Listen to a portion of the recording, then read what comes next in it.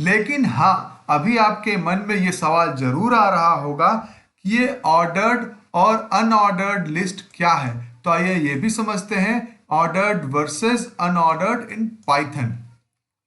Friends, हम लोग इसको एक एग्जांपल से समझते हैं।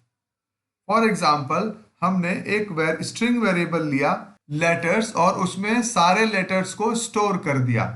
इसके बाद उस स्ट्रिंग वेरिएबल को एक दूसरे स्ट्रिंग वेरिएबल स्ट्रिंग लेटर्स में स्टोर किया, एक दूसरे लिस्ट वेरिएबल में स्टोर किया लिस्ट डेटा टाइप से, उसके बाद टपल वेरिएबल में स्टोर किया टपल डेटा टाइप से, और फिर सेट वेरिएबल में स्टोर किया सेट डेटा टाइप से। इसके बाद हमने सबको प्रिंट करा दिया, स्ट्रिंग को भी, लिस्ट को भी, टपल को भी और सेट को भी। तो आइए देखते हैं कि प्रिंट कराने के बाद आउटपुट कैसे आया है। आउटपुट देखकर आप अच्छी तरह समझ जाएंगे ऑर्डर्ड और अनऑर्डर्ड में क्या डिफरेंस है। इसको देखिए, ये स्ट्रिंग प्रिंट हुआ है, यानी आपने जिस सीक्वेंस में लेटर्स को डाला था बिल्कुल उसी सीक्वेंस में लेटर्स प्रिंट हुए हैं। ये लिस्ट प्रिंट हुई है, लिस्ट में स्क्वायर ब्रैकेट्स का यूज हुआ है और सारे एलिमेंट्स कॉमा से सेपरेटेड हैं। लेकिन हाँ, आपने जिस ऑर्डर में डाला था लेटर्स उसी ऑर्डर में आए हैं। अगला जो प्रिंट हुआ है वो है टपल।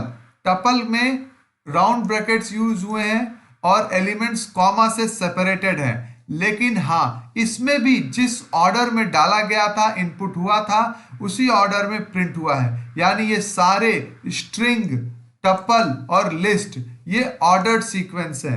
आइए हम देखते हैं सेट में कैसा प्रिंट हुआ है। सेट में कर्ली ब्रेसेस यूज हुए हैं, लेकिन जो ऑर्डर में डाला गया था उस ऑर्डर में ये प्रिंट नहीं हुआ है।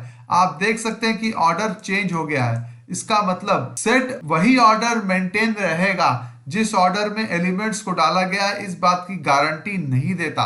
जबकि लिस्ट, टपल और स्ट्रिंग इस बात की गारंटी देते हैं कि जिस ऑर्डर में उसमें वैल्यू स्टोर की गई है उसी ऑर्डर में वो मेंटेन रहेंगे। इसीलिए हम लोग स्ट्रिंग, लिस्ट और टपल को ऑर्डर्ड कलेक्शन ऑफ ऑब्जेक्ट कहते हैं, जबकि सेट को अनऑर्डर्ड कलेक्शन ऑफ ऑब्जेक्ट कहा जाता है। ओके फ्रेंड्स, आई होप ये पॉइंट भी आपको समझ आया होगा।